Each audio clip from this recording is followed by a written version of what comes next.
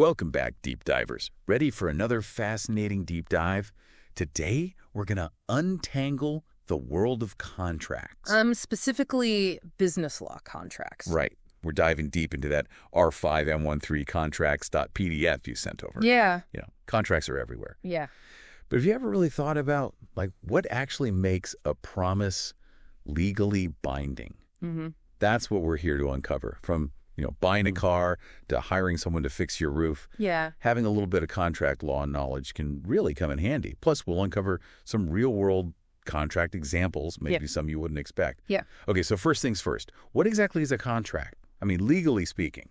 Well, a contract is essentially a promise that the law recognizes and will actually enforce. Okay. It's kind of like, think of it like a recipe, Okay. You got to have certain ingredients to make a legally binding contract. Gotcha. So what are these, crucial ingredients, these essential elements? All right, so the three key elements are offer and acceptance, consideration, and no defenses to enforcement.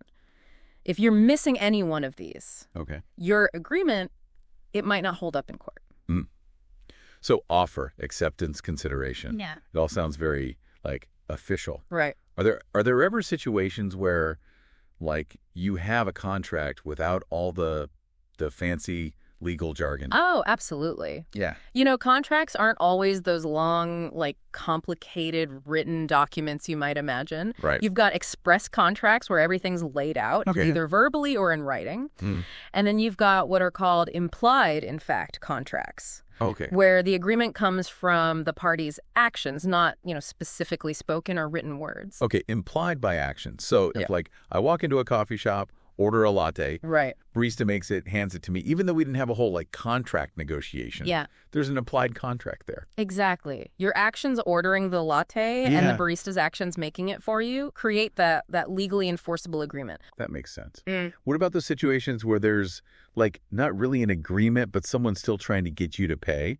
Mm-hmm. Remember that time my neighbor accidentally got, his landscaping done on my property? Oh, yeah. And the landscaper tried to bill me, even though, I never hired them. Right. So that's where something called a quasi-contract comes in. Okay. It's not a real contract, but it's a legal remedy to prevent someone from being, unjustly enriched. Okay. In that situation, the court could impose a quasi-contract to make sure you don't benefit from the landscaper's mistake. So the court's basically hey, even though there wasn't a real contract here, right, you can't just get free landscaping. Exactly. Now, it's also important to understand the difference between unilateral and bilateral contracts. Okay. More legal terms. Break it down. All right. So a unilateral contract involves one promise in exchange for performance. Think of a lost dog poster offering a reward. Mm-hmm. You're not obligated to find the dog, but if you do, the owner has to pay you. Right. It's like a one-way promise. Yeah. Until the action is completed. Exactly. Okay. What about bilateral contracts? Bilateral contracts, they involve two promises.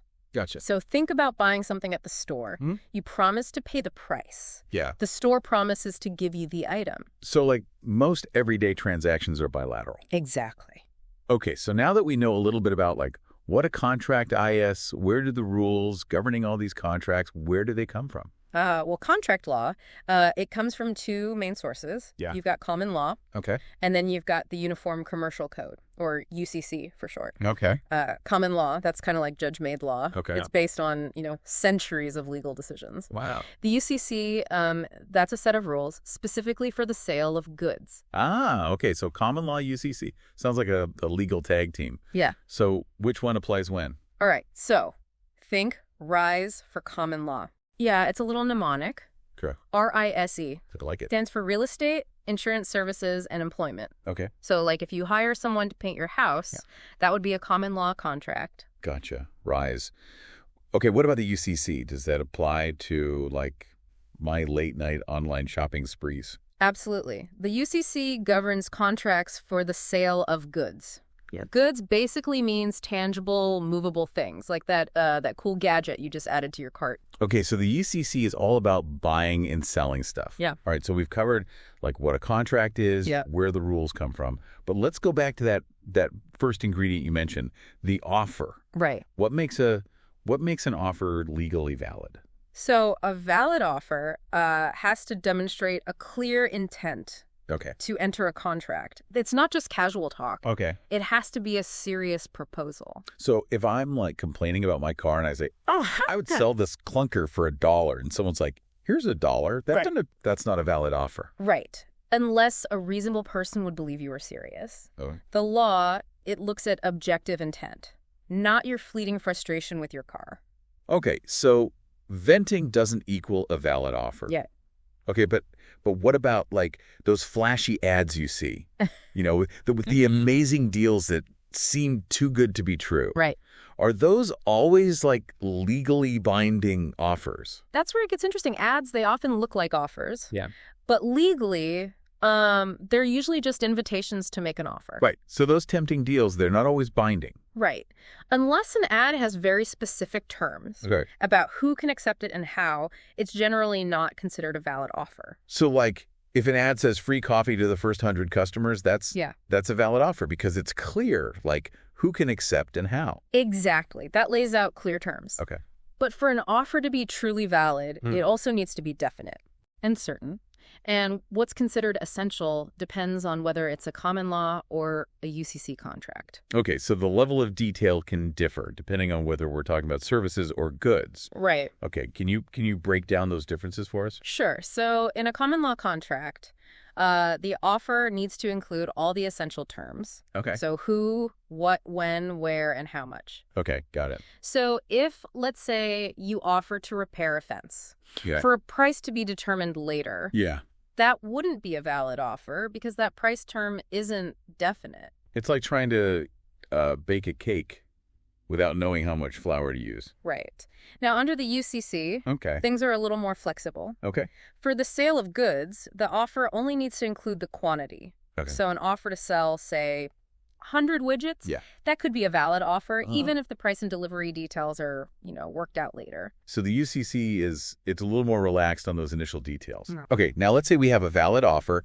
All the ingredients are there. It's clear. Yeah. It's specific. Yeah. But can that offer just, like, sit there forever? No, not at all. An offer can be terminated in 3 main ways. Okay. Revocation by the person who made the offer. Okay. Rejection by the person who received the offer. Okay. Or operation of law. Okay, so revocation, rejection, operation of law. All right, let's unpack those one by one. Yeah. What's revocation? Revocation is simply the person who made the offer takes it back. Okay. Before it's accepted. So even if, like, they promised to keep it open for a certain time, they can revoke it any time before acceptance, even if they made a verbal promise. Wow, so there are no exceptions to that. There's one key exception, which is called an option contract. Okay. If you pay the offer to keep the offer open, they can't revoke it during that time. Like, think about when you're buying concert tickets online. Yeah. You have a limited time to complete the purchase. That's an option contract. So it's like you're paying for the right to maybe buy it without the offer disappearing. Okay, what about rejection? Rejection is pretty straightforward. It's when the person who received the offer just says, no thanks. Okay. Or does something that shows they don't want it. Okay. Once an offer is rejected, it's off the table. So if someone offers to buy, like, my vintage record collection for, like, a ridiculously low price, and I'm like, right. That's a clear rejection. Exactly. And it's important to remember that a counteroffer also acts as a rejection. Okay, a counteroffer. So that's like they offer me $100 for my records. I say, how about $1,000? Yeah. I've rejected their offer, and I've now made a new one. Right. You've essentially ended the first offer well. and started a new negotiation. Okay. But there is a subtle difference between a counteroffer and a mere inquiry. Okay, so what's an inquiry then? An inquiry is just asking for more information or exploring possibilities without actually rejecting the offer. Yeah. Think of it like you're at a flea market and someone's selling a lamp you like. Yeah. And you ask, would you take $20 for it? You're not rejecting their asking price. Yeah. You're just kind of testing the waters. Yeah, just feeling it out. Exactly. Okay, so we've covered revocation, we've covered rejection. Yeah. What about this operation of law thing? How can the law, like itself, terminate an offer? So operation of law covers a few different things. Okay. One common one is like death or incapacity of either party before acceptance. So, like, if I offer to sell you my car, Right. and then I suddenly, kick the bucket, the offer dies with me. Unfortunately, yes. The offer is automatically terminated, even if you didn't formally revoke it. Okay. What if I paid to keep that offer open? Like in the concert ticket example. That's a good point. So option contracts, those are an exception. Your death wouldn't terminate the offer. Your estate would still be bound. Okay, gotcha. Some other operation of law scenarios would be like destruction of the subject matter. Okay. Like you offer to sell your boat and then it sinks before the deal is done. Oh. Or if the contract becomes illegal. So, like, if I'm offering to sell, like, vintage Cuban cigars, Right. and then the embargo lifts, Right. and they're suddenly legal, poof goes the offer. Exactly. The law changes, so the offer might no longer be valid. Wow. So many ways for an offer to go kaput. Right. Okay, so we've got an offer out there. It survives all these attempts at termination. Mm-hmm. Next step is acceptance. Right. Seems pretty straightforward, but I'm guessing, again, there's some legal nuance here. Oh, there always is. Of course. So acceptance is basically the offeree's clear agreement to the offer's terms. Okay. But actions can speak louder than words. Ooh. I have a story about that. Oh. You remember that time I was at an auction and I accidentally bid on like a giant fiberglass cow sculpture with a nod? I thought I was just acknowledging the auctioneer, but it turns out I was like the winning bidder. Oh, wow. My wife she still gives me grief about that one. Yeah. That perfectly illustrates acceptance by conduct, though. Yeah. Your nod, in the context of an auction, that was a clear agreement to the offer. Okay. So silence, though, or like inaction, that doesn't usually count, right? Generally, no. Unless there's a prior agreement or an established pattern where silence has been accepted as agreement. Okay. But in most cases, silence doesn't equal acceptance. So no hiding behind. Well, I never said yes. Okay. What else do we need to know about acceptance? So the acceptance has to come from the person to whom the offer was made. Okay. You can't just accept an offer intended for someone else. Right. And it has to mirror the terms of the offer. Gotcha. Any changes would actually be a counter offer, which terminates the original offer. Ah, so it's like a repeat after me kind of situation? Okay, that makes sense. This all reminds me of, those online agreements where you just click, I agree, to like a whole page of terms that you probably haven't even read. Oh, yeah, those click wrap agreements. Yeah. Those are generally enforceable. They are. Yeah. Clicking I agree is considered valid acceptance. Interesting. So even though we don't usually scrutinize every little detail, it's still legally binding. Right. Another key concept is the mailbox rule, which basically says acceptance is generally effective when sent. Okay. Not when it's received.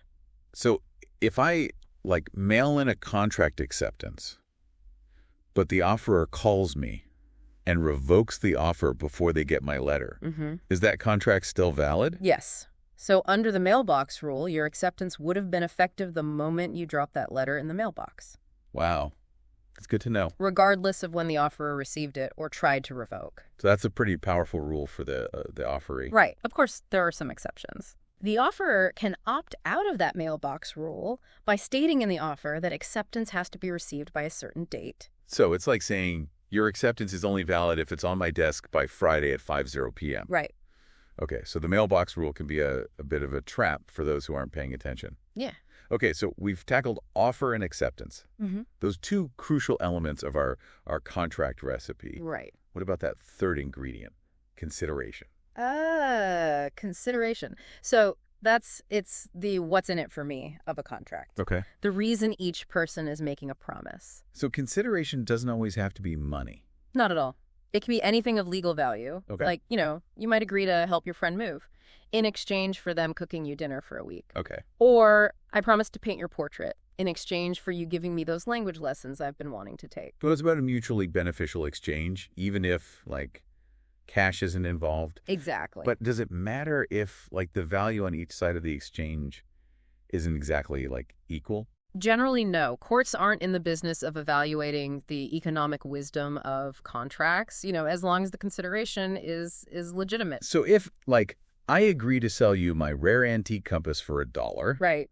That's considered valid, even though, you're getting to steal. Yeah, assuming you weren't, coerced or misled into doing that. Okay. But there are some exceptions, of course, like if a deal is so lopsided that it's considered unconscionable. Okay. Think about, like, someone pressuring an elderly person with dementia into selling their house for, like, a tiny fraction of its value. Right.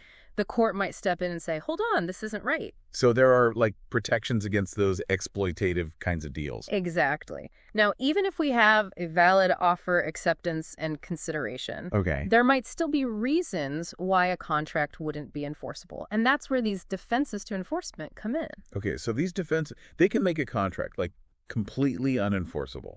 Right. Some defenses make a contract void, meaning it was never legally enforceable in the first place. Okay. And some defenses just make it voidable, which means that one party can choose to cancel it. Void versus voidable. So, like, it's the difference between a contract that never actually existed versus one that's got, like, an escape clause. Yeah, that's a great way to think about it. To remember the defenses that make a contract completely void, think DAPIE. DAPIE. Okay, I love it. I love a good mnemonic. What does DAPI stand for? Okay, so D is for destruction of the subject matter. Okay. So if the thing you're contracting for is destroyed before the deal's done, like a house burns down before closing, the contract's void.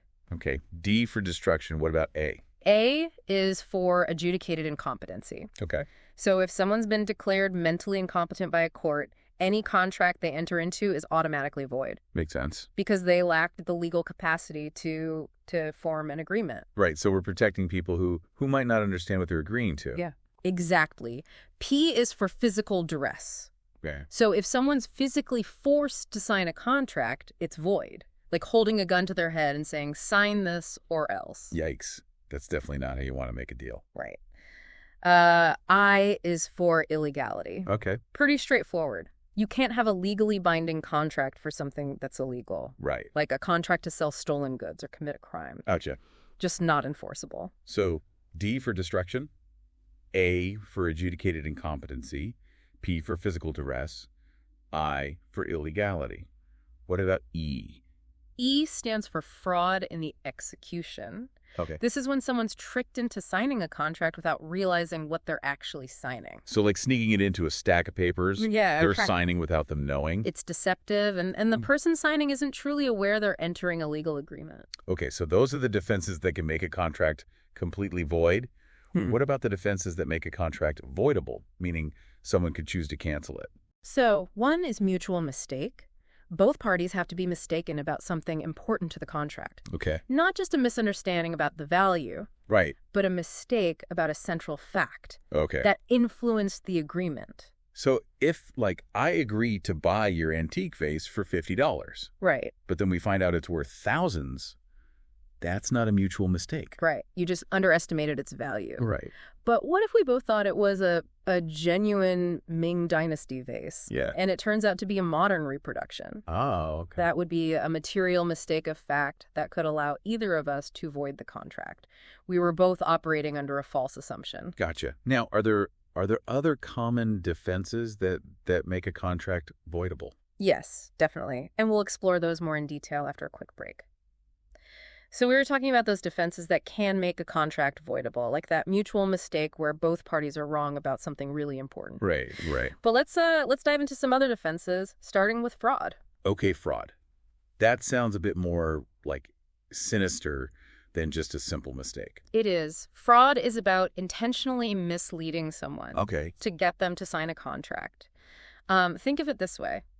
Imagine a used car salesperson turns back the odometer to hide the car's actual mileage. Right. If you buy that car based on that false mileage, you've been a victim of fraud. So it's like lying about something important to trick someone into the deal. Right. And that lie has to be about a material fact. Okay. Something that would actually influence the other person's decision. So like exaggerating a little bit about the car's sound system, that's maybe not fraud. Right. But like tampering with the odometer, that's crossing the line. Exactly. Now, two other defenses we should talk about are duress and undue influence. Okay. They both involve pressure or coercion. Okay. But in slightly different ways. Okay, so let's unpack those. What's the difference between duress and undue influence? All right, so duress is when someone's forced into a contract through threats. Okay. We talked earlier about physical duress. Right, the threat of violence. Right, which makes the contract void. Yeah. But there's also economic duress. Okay. Like threatening someone's job or business to get them to sign. Okay. And then there's social duress, like threatening to spread harmful rumors. Those can make a contract voidable. So it's not just about like physical force. It could also be about like their livelihood or reputation as leverage. Exactly. Okay, what about undue influence? How's that different? Undue influence is, it's more subtle. It often happens when someone in a position of trust or authority takes advantage of that relationship to pressure someone into a bad deal. Okay. Think of like a financial advisor pressuring an elderly client into risky investments that benefit the advisor, not the client. So it's like a wolf in sheep's clothing kind of situation. Right. Using that trust to manipulate someone. Exactly. Undue influence is about abusing a relationship to gain an unfair advantage. Okay, those are some pretty serious defenses. Fraud, duress, undue influence. Are there any other defenses we should be aware of? Yeah, there are a few others. Intoxication, for example. That can sometimes be a defense, but only if the person was so intoxicated that they didn't understand what they were agreeing to. Right. And the other party knew that they were impaired. So, like, stumbling out of a bar and signing a contract, that's probably not going to fly as a defense. Right. There needs to be a pretty high level of intoxication for that to work. Okay. There's also the statute of limitations, which basically sets a time limit for how long you have to file a lawsuit. Okay. For a breach of contract, it's usually a few years, but it varies by state. So if someone breaks a contract with me, I can't wait, like, decades to sue them. Right. There are time limits. And if you miss that deadline, you might lose your right to sue. Okay, makes sense. Time limits on legal action. What about the statute of frauds? Can you remind me what that's all about? Yeah. So the statute of frauds requires certain types of contracts to be in writing, to be enforceable. It's not about preventing fraud, really. It's more about avoiding misunderstandings and having clear evidence of what was agreed to. So even if you've got the offer, the acceptance, the consideration, some contracts still need that paper trail to be legally binding. Exactly. And to remember which contracts fall under the statute of frauds, think my legs. My legs, okay. Lay it on me. All right. M is for marriage contracts, like prenuptial agreements. You know, since marriage is so important legally speaking, those agreements have to be in writing. Okay. YI stands for contracts that can't be performed within 1 year. Okay. So if you hire a band to play at your wedding 2 years from now, that contract needs to be in writing. Interesting. So it's not about when the agreement is made, it's about the time frame. Exactly, exactly. L is for contracts involving land, buying or selling real estate or leases longer than a year. Land is a pretty big deal legally speaking. Gotcha. So those agreements need that extra level of formality. Okay, so we've got marriage, we've got contracts over a year, land, E. E is for executor's contracts. These are promises by someone handling a deceased person's estate to pay the deceased's debts out of their own pocket. Those have to be in writing to protect both the estate and the executor. Wow, that's pretty specific. G? G is for contracts for the sale of goods over $500. Remember all those online shopping sprees? Yeah. If you're buying something pricey online, chances are there's a written contract somewhere in the process. Right, those virtual shopping carts can add up. They do. S. S is for surety contracts. This is when someone agrees to pay another person's debt if they default, like co-signing a loan. Okay, yeah. That agreement needs to be in writing to be enforceable. Okay, so my legs marriage contracts, contracts over a year, land contracts, executor's contracts, goods over $500, and surety contracts. Those all have to be in writing. But what happens if one of those contracts isn't T in writing? Is it, like, automatically worthless? Not necessarily. It might still be valid, just not enforceable in court. Okay. And there are also some exceptions, like if a contract's already been completely performed. Right. You know, both sides have done what they promised. Okay. Or if the person you're trying to enforce it against admits that the contract existed. So actions can sometimes outweigh the need for a written document. Exactly. Okay, so we've explored like the different types of contracts, the elements, the defenses that can derail a deal. But let's shift gears and talk about what happens when a contract is broken. Right. What options does the non-breaching party have? So the goal of contract remedies is to put the non-breaching party back in the position they would have been in if the contract had been performed as agreed. Okay. It's about making things right. So trying to restore, like, fairness and balance. Exactly. And the available remedies will, depend on the type of breach and whether we're dealing with a common law contract or a UCC contract. Okay, let's start with common law contracts. What are the typical remedies in those cases? One of the most common remedies is monetary damages, which is essentially the breaching party has to pay the non-breaching party money to make up for the harm they caused. So it's about, like, compensating the wronged party financially? Right. But are there different, like, categories of damages? Yes, there are. So you've got compensatory damages, which cover those direct losses that were caused by the breach. Like, for example, let's say you hire a contractor to remodel your kitchen, and they just disappear halfway through the job. Oh, no. Compensatory damages would cover the cost of hiring a new contractor to finish the work. Okay, so it's about covering the cost of, like, fixing the mess that the breach created. Exactly. Okay, what about consequential damages? Are those different? Consequential damages cover those indirect losses that flow from the breach, but were reasonably foreseeable. Okay. So imagine that same contractor who abandoned your kitchen remodel.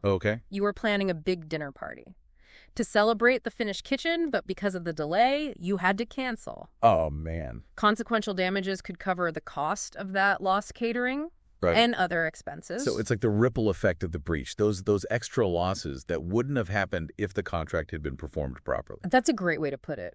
What about those situations where, like, the parties write a specific amount of damages into the contract itself? Those are called liquidated damages.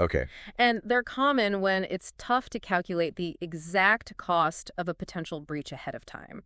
Think of a construction project. Delays can be really costly, but figuring out the exact amount can be tough. So the parties might just agree in advance that each day of delay will cost a certain amount. So it's like pre-negotiated. Right. To avoid arguments later. But does the court always enforce those? Or can they, like, step in and say, this is unfair? Courts generally will enforce liquidated damages clauses as long as they represent a genuine pre-estimate of the potential losses.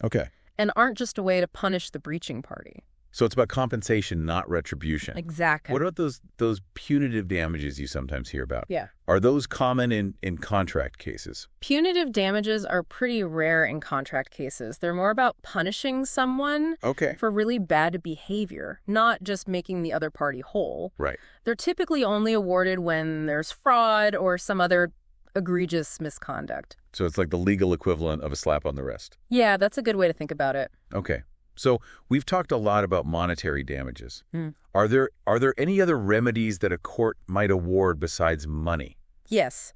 There's specific performance. In some cases, a court might actually order the breaching party to fulfill their contractual obligations instead of just paying money. So it's like you made a promise, now you're legally required to keep it. Right. When would a court order specific performance? Typically, it's when money just can't fix the problem. Like, contracts for unique items, for example. Imagine you agreed to buy a rare vintage comic book from a seller, and they back out. Well, you can't just go to the corner store and buy another copy of that comic book. Right. So a court might actually order the seller to hand over the comic book as promised. Because, like, a replacement wouldn't be easy to find. Right. Are there any situations where specific performance wouldn't be ordered even if the item is unique? Yes. Specific performance is generally not an option for personal service contracts. Courts are reluctant to force someone to work against their will. So if I hire, like, a celebrity chef to cater my party and they get cold feet, the court wouldn't, like, force them to show up and cook. Exactly. Now, there's also a remedy called rescission. Okay, rescission. Tell me more about that one. Rescission basically undoes the contract. Puts the parties back where they were. Before the agreement. It's like hitting the rewind button. So it's like saying, let's just pretend this whole contract thing never happened. Exactly. It's often used in cases of fraud, mutual mistake, or other situations where the contract is fundamentally flawed. Okay, so it's a way to restore fairness when the contract itself was, like, tainted from the start. Right. Now, are there any limitations on the damages that a non-breaching party can recover? Yes, there are two important limitations. Foreseeability and mitigation. Foreseeability. We talked about that with consequential damages. Right. That means the breaching party isn't responsible for damages that were, like, totally unexpected, right? Exactly. So let's say you hire a moving company and they accidentally drop your antique piano down a flight of stairs. Oh, no. They'd likely be responsible for repairing the piano. Okay. That would be compensatory damages. Right. But let's say that piano was going to be used in a concert that had to be canceled because of the damage. Right. Those lost concert profits, those would be consequential damages. Yeah. And they might only be recoverable if the moving company knew about the concert ahead of time. So foreseeability is all about, like, connecting the damages to what the breaching party reasonably knew or should have known. Exactly. Yeah. And then there's mitigation. Right. Mitigation. Refresh my memory on that one. Mitigation basically means the non-breaching party has a duty to minimize their damages. Okay. They can't just sit back and watch the losses pile up. Right.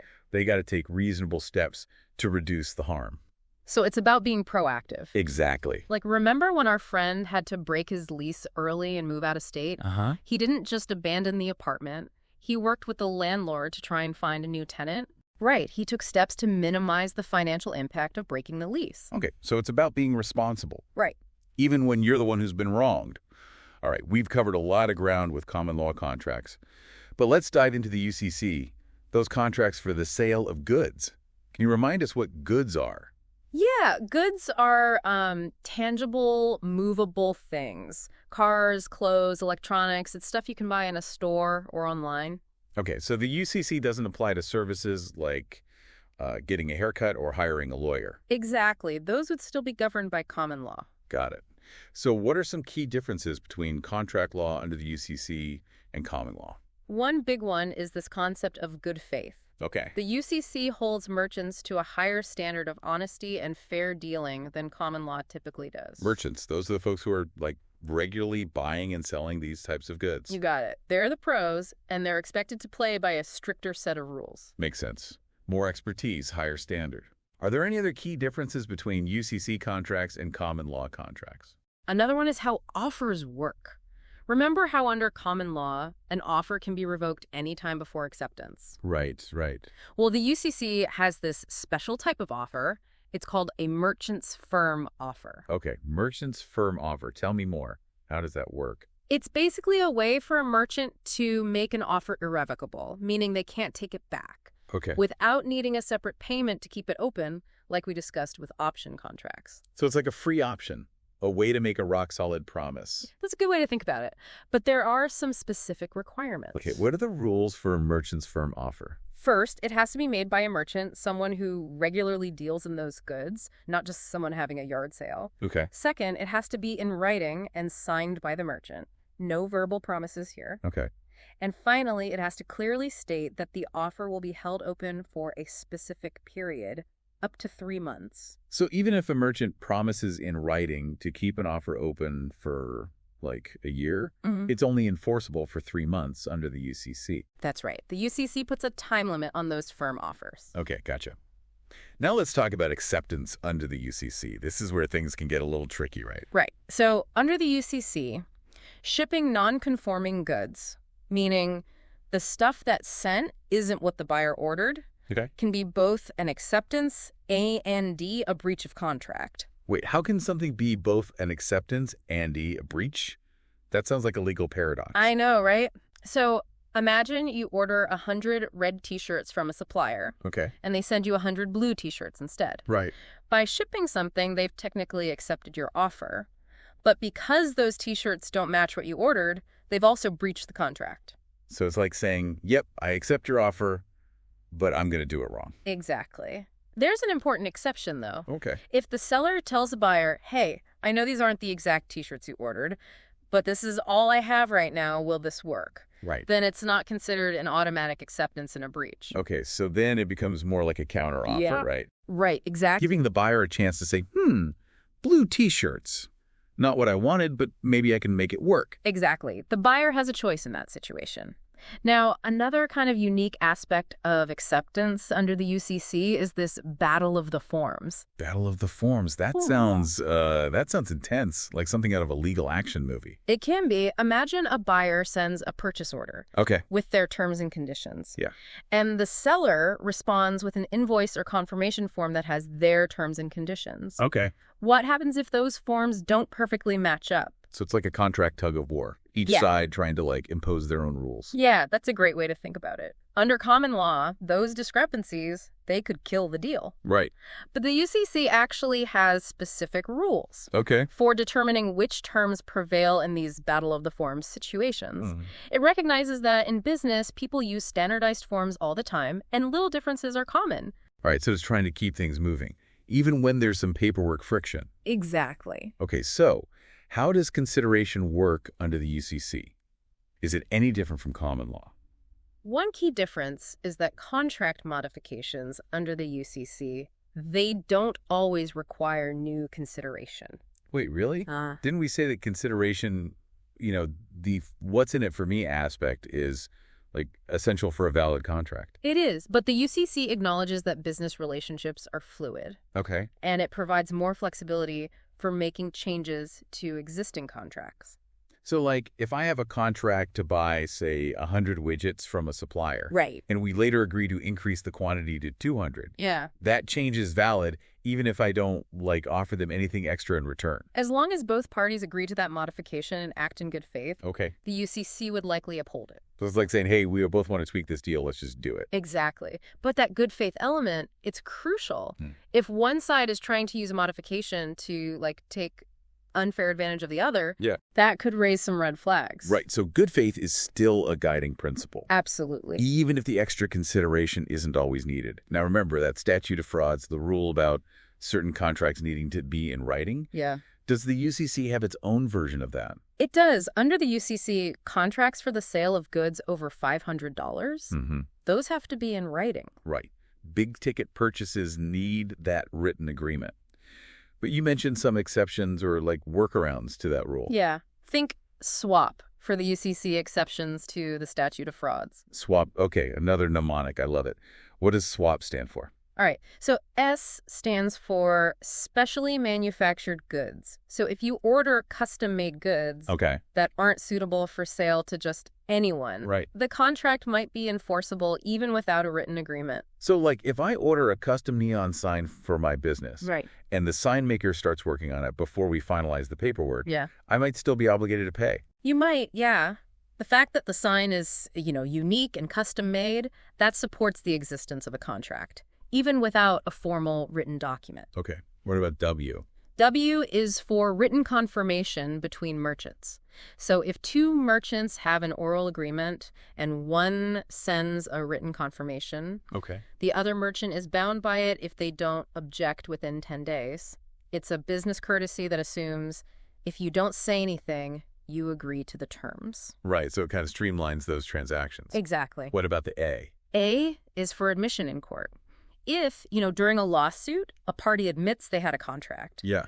then the lack of a written document might not matter. Their own words can be used against them. So even if I don't have that written contract, if I go to court and say, yeah, we had a deal, Right. that could come back to bite me. It could. Your admission could help overcome that statute of frauds hurdle. Okay, so SWA. Now hit me with the P. P is for part performance. If both sides have already started doing what they promised in the contract, like you delivered some of the goods and I made a partial payment, Okay. that action can be evidence of the agreement even without a written document. So actions speak louder than words, even in contract law. They do. Okay, so swap, specially manufactured goods, written confirmation between merchants, admissions in court, and part performance. Those are our UCC exceptions to the statute of frauds. Got it. You got it. Now, another kind of interesting aspect of UCC contracts is this concept of impossibility or impracticability. Okay. Impossibility is pretty straightforward. If it becomes literally impossible to perform the contract, like the goods are destroyed in a natural disaster, the parties are excused. Okay. But impracticability is a bit more nuanced. Okay, break down impracticability for me. It means that some unforeseen event has happened Okay. that makes fulfilling the contract incredibly difficult Okay. or commercially unreasonable. It's not impossible, but it's a major headache, often involving skyrocketing costs. Okay. Or disruptions to supply chains. So, like, if a contract involves importing materials from a country that suddenly has, like, a civil war, Right. making those imports super risky and expensive. Exactly. The UCC recognizes that sometimes things happen that make sticking to the original deal just not feasible. Right. Even if it's technically still possible. So the law is trying to be practical. It is. Okay. What about, like, those situations where goods are damaged in transit? Mm-hmm. Who bears the risk of loss there? The seller or the buyer? That's a good question. So the UCC actually has specific rules for determining when that responsibility shifts from the seller to the buyer. Okay. It can get a bit complex, but we can break it down step by step. All right, let's do it. So imagine I'm buying a vintage record player online. Mm-hmm. If it gets damaged during shipping, who's responsible for that loss? It depends on the terms of the contract. Okay. And whether the parties agreed to a specific shipping arrangement. Okay. If the contract doesn't say anything specific, then the UCC's default rules come into play. Okay. And those rules differentiate between non-carrier and carrier cases. Okay, what's the difference? A non-carrier case is when you pick up the goods directly from the seller. Okay. Like buying furniture from your neighbor. Gotcha. A carrier case is when a third-party transporter like FedEx or UPS is involved. Okay, so different rules for different delivery methods. All right, let's tackle non-carrier cases first.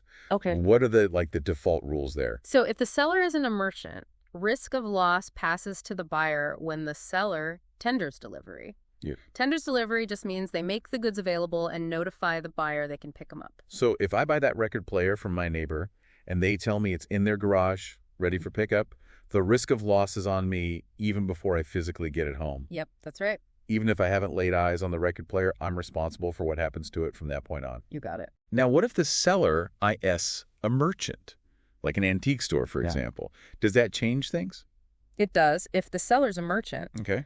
risk of loss only passes to the buyer when they actually take physical possession of the goods. So if I buy that record player from a store, Yeah, they bear the risk until I walk out of the store with it in my hand. exactly. Merchants, being the pros, they're better equipped to handle those risks. Now let's talk about carrier cases. Okay. Those situations where, like, FedEx or UPS is involved. All right, bring on the shipping scenarios. Okay. So in carrier cases, the rules depend on whether the contract is a shipment contract or a destination contract. Okay. All right, I'm ready to learn about these different contracts. So a shipment contract is basically when the seller's only responsibility is to get the goods to the carrier. Okay. Once FedEx picks up that record player, the risk of loss shifts to the buyer. So if I buy something online Right. and the seller ships it through, like a carrier, they're off the hook as soon as that package is in the carrier's hands. Pretty much, yeah. Their delivery obligation has been fulfilled. Okay. What about a destination contract? How does that one work? In a destination contract, the seller is responsible for getting those goods to a specific place, usually the buyer's address. Okay. The risk of loss stays with the seller until the goods arrive at that destination. So if the seller promises to deliver that record player to my doorstep, Right. they bear the risk until it's safely arrived. Exactly. They're on the hook for any shipping mishaps along the way. You might also see contracts that use FOB terms, like FOB shipping point or FOB destination. Oh, yeah, those FOB terms. I've always been a little fuzzy on what those actually mean. FOB stands for free on board. Okay. And it's a shorthand way of indicating whether it's a shipment contract or a destination contract. Host. It's a shorthand way of indicating whether it's a shipment contract or a destination contract. So FOB terms help cut through the legal jargon and make it clear who's responsible if something goes wrong. Give me some examples. Sure. So FOB shipping point means the risk of loss passes to the buyer when the goods are handed over to the carrier. Basically, it's a shipment contract. And FOB destination means the risk stays with the seller until those goods reach the buyer, right? Precisely. It's a destination contract. Now, what happens if the seller ships those non-conforming goods, like those blue T-shirts we talked about earlier? Ah, that's right. We talked about how that can be both an acceptance and a breach. But what happens to the risk of loss in those situations? Another good question.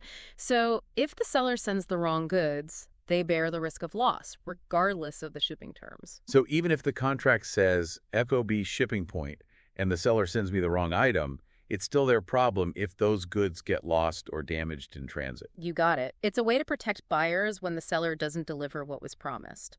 Now, the UCC also has special rules for these sale on approval and sale or return contracts. Think of sale on approval like those try before you buy situations. Okay. Often with online retailers, who offer free returns. Right. So like when I order shoes online, try them on at home and decide like, nah, these aren't for me, and send them back. Exactly. Risk of loss doesn't pass to the buyer until they accept those goods. So if those shoes get lost in the mail on the way to you, the retailer's the one who bears the risk. Okay, so the risk kind of like follows the goods until the buyer decides, yep, I'm keeping these. Yeah. What about sale or return contracts? When do those usually come up? Sale or return is often used when a retailer buys goods from a supplier to resell to customers. Like, imagine a bookstore buying a bunch of new releases from a publisher. Okay. They have the right to return any unsold copies. Right, so they don't have to like take on the full risk of buying a ton of books that might just sit on the shelves. Yeah. But when does the risk of loss pass to the bookstore in those situations? The risk passes to the buyer, the bookstore in this case, when they receive those goods. So if those books are damaged or stolen while they're at the bookstore bears the loss. Okay, so the bookstore is basically on the hook for unsold inventory, unless, they return it. Makes sense. Now, what about the actual ownership of those goods? When does that legally transfer from the seller to the buyer? So title, which is the legal term for ownership, can pass at a time and place the parties agree on. Okay. But those goods have to be identified to the contract first. Identified to the contract. What does that mean exactly? It means the specific goods being sold are clearly designated or set aside for the buyer. Like imagine you're ordering a custom-made surfboard. Okay. The materials for your specific board, those need to be, earmarked before ownership can transfer. Okay, so it's about separating those goods from just like the seller's general inventory. Mm. What if the contract doesn't say anything specific about when title will pass?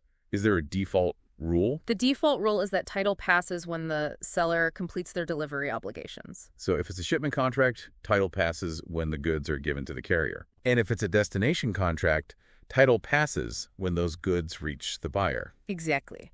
But there's a little catch. Okay. If the buyer rightfully rejects the goods, like let's say the seller messed up and sent the wrong items. Yeah. Title goes back to the seller. So even if I physically have those, non-conforming goods, I don't actually legally own them if I've got a valid reason to reject them. That's right. Now let's talk about warranties. We hear about those all the time when buying products, but what are they in legal terms? Okay, let's demystify warranties. In legal terms, a warranty is basically a guarantee about a product's quality or performance. Okay. Or other features. They're like a safety net for buyers. Okay. If the product doesn't live up to the promises, the buyer has some legal options. So it's about holding sellers accountable. Right. Making sure buyers aren't stuck with, a lemon. Exactly. Warranties can give buyers some peace of mind. Okay. And there are different types of warranties to be aware of. Okay, break down these different types of warranties for me. Sure. So there are 4 main types. Okay. Express warranties, the implied warranty of title, the implied warranty of merchantability, and the implied warranty of fitness for a particular purpose. Okay, I'm ready for this warranty crash course. Let's start with express warranties. What are those all about? Express warranties are basically the specific promises a seller makes about the goods.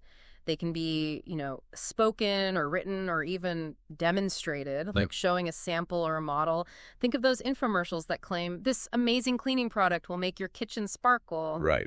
That's an express warranty. So if that miracle cleaner just smears the dirt around, I could sue for breach of express warranty. You got it. It's about holding the seller to those claims. What about the implied warranty of title? Okay. Implied warranty of title. It sounds pretty important. It is. This warranty comes automatically with most sales. It's the seller's guarantee that they actually own the thing they're selling and have the right to sell it to you. So it protects me from buying stolen goods, basically. Exactly. It's like a basic safeguard. No one wants to end up in a legal battle because they unknowingly bought a stolen TV. Okay, that makes sense. Now, what about the implied warranty of merchantability? This warranty guarantees that the goods are fit for their ordinary purpose, They do what they're supposed to do. But here's the key. It only applies when you're buying from a merchant. So if I buy a used lawnmower from my neighbor and it breaks down the next day, I can't claim some breach of implied warranty of merchantability. That's right. This warranty only kicks in when you're dealing with those pros we talked about earlier. Okay, so it's about giving buyers some assurance when they're purchasing from a business. What about that last one, the implied warranty of fitness for a particular purpose? Ah, yes.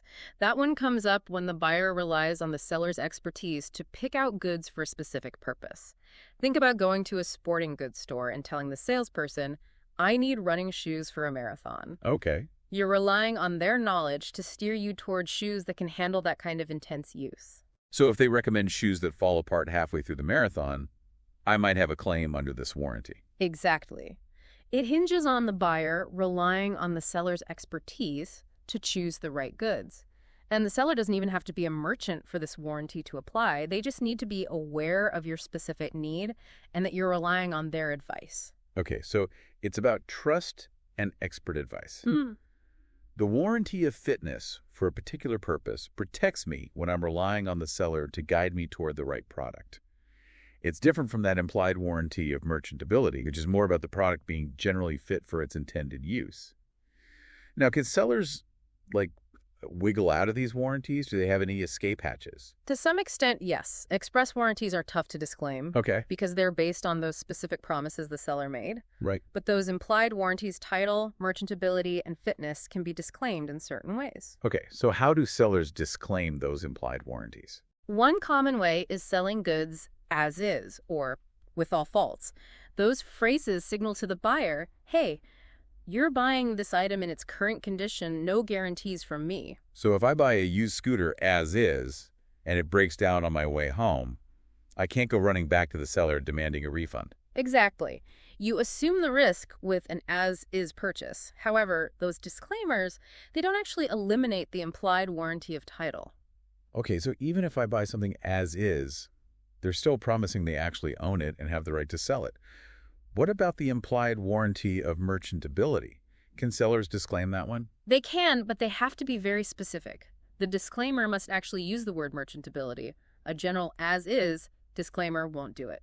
So they have to clearly state that they're disclaiming that warranty. What about the warranty of fitness for a particular purpose? To disclaim that warranty, the disclaimer must be in writing and conspicuous. Conspicuous. So, it can't be hidden in tiny font at the bottom of a 10-page document? Right. It needs to be clear and noticeable to the buyer. No burying it in the fine print.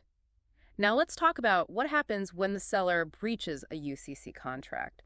What recourse does the buyer have? Okay, so the seller drops the ball. They send the wrong goods. They miss the delivery deadline. Something goes wrong. What can the buyer do? The UCC actually gives buyers some pretty powerful tools. One of the most important is the right to reject non-conforming goods. So if the goods don't match what I ordered, I can just say, nope, not taking those. You got it. The UCC operates under this concept of perfect tender. Perfect tender. It means the goods must perfectly match the contract terms.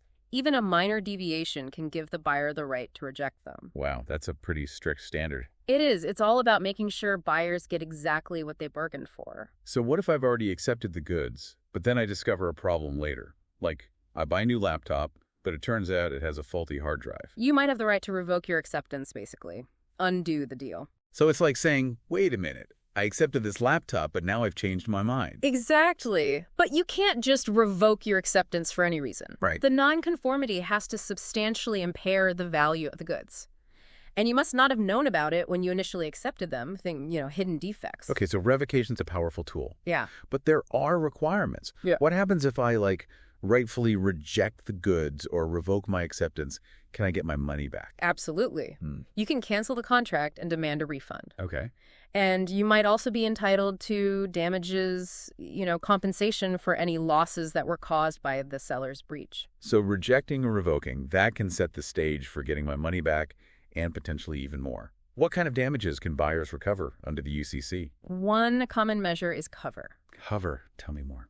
Cover means that the buyer can go out and purchase substitute goods from another seller. Okay. And then sue the original seller for the price difference.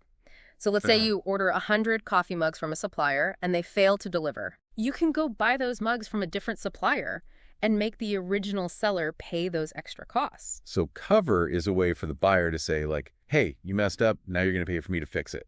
Exactly. But what if you can't find comparable goods? Right, right. Or the price has gone way up? Yeah, what if those coffee mugs are suddenly super rare and expensive? Right. In those situations, you could sue for the difference between the market price and the original contract price, plus any reasonably foreseeable incidental or consequential damages. Right. We talked about those incidental and consequential damages earlier, the extra costs or losses stemming from that breach. Can you give me like some examples of how those might play out in a UCC contract situation? Sure. So going back to those coffee mugs, incidental damages might be those extra shipping costs you incur to get those replacement mugs quickly. Okay. Consequential damages could be like lost profits if you had to cancel a promotional event because you didn't have the mugs on time. Okay, so those concepts, they carry over from common law. What about specific performance? Can a buyer force a seller to deliver the goods under the UCC? Specific performance is possible, but only in those limited situations. It's usually ordered when the goods are unique, like a rare antique or a custom-made item, or when the buyer just can't reasonably cover by finding suitable replacements. So like if I order a vintage first edition book online, Right. and the seller tries to back out, the court might force them to hand over that specific book. Wow. Because it's one of a kind. Exactly. Money wouldn't really make up for losing out on that rare find. Now, let's talk worst case scenario. What happens if the seller goes bankrupt? What if I already paid for goods that haven't been delivered? That sounds like a nightmare for a buyer. Does the UCC offer any protection in those cases? It does. If the goods have been identified to the contract, meaning they've been, specifically designated for the buyer might be able to reclaim those goods, even if the seller has declared bankruptcy. Think of it like this. If you order a custom-made piece of furniture and the furniture maker goes out of business before delivering it, you might still have a right to claim that specific piece of furniture. So there's like a chance I won't totally lose out even if the seller goes under. Exactly. It's a way for the law to protect buyers in those really gov situations. Now let's flip the script. What remedies does a seller have if the BYU breaches the contract? Okay, so I'm the seller now, and the buyer's like, actually, I don't want those goods anymore. What can I do? One option is to find another buyer for the goods and then sue the original buyer for the difference in price, if there is any. Okay, so if I manage to sell them for the same price, I'm good. I haven't lost any money. Right, you've mitigated your losses. Yeah. But if you have to sell for less, you can sue them for that difference. Right, okay, so it's all about making the seller whole again. Are there other remedies for the seller? Yes.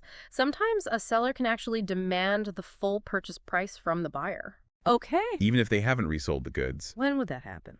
One scenario is if the goods were, like, specially made for the buyer and can't easily be sold to someone else. Okay. Like, let's say you're a tailor who makes custom suits. Yeah. If a client orders a suit, then refuses to pay, you might be able to sue them for the full price, even if you haven't found another buyer for that specific suit. Okay, that makes sense. You can't just put that, custom-made suit back on the rack and expect to sell it at the same price.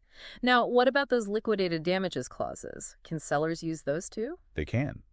It's a way for sellers to define up front what the buyer will owe if they breach. Remember, though, those liquidated damages have to be a genuine estimate of the potential losses and not a way to punish the buyer. Right. Fairness is key.